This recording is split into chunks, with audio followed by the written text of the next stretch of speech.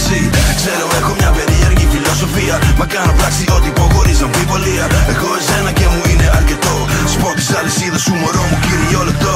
Προσπαθώ και κάνω ό,τι λέει η καρδιά μου και εμπιστεύομαι μόνο τα συναισθήματά μου. Στα όνειρά μου είσαι πρωταγωνιστής. Μείνε εδώ και τίποτα μη φοβηθείς.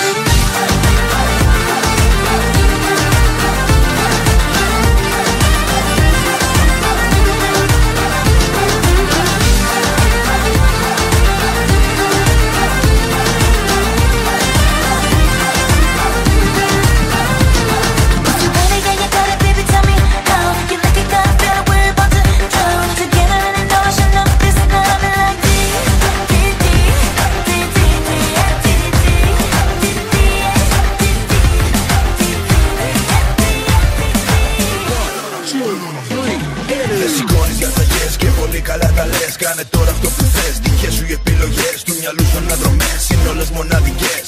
Κι εγώ η γνώση μου, μία από αυτές. Διαταγές δεν σηκώνεις, όλο με διορθώνεις. Μου λες είμαι αυτόνομη και όλα τα παγώνεις.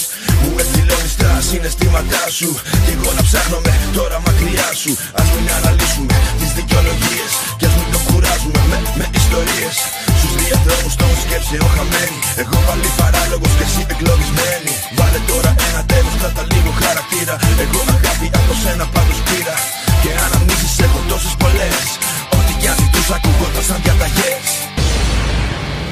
Διαταγές δεν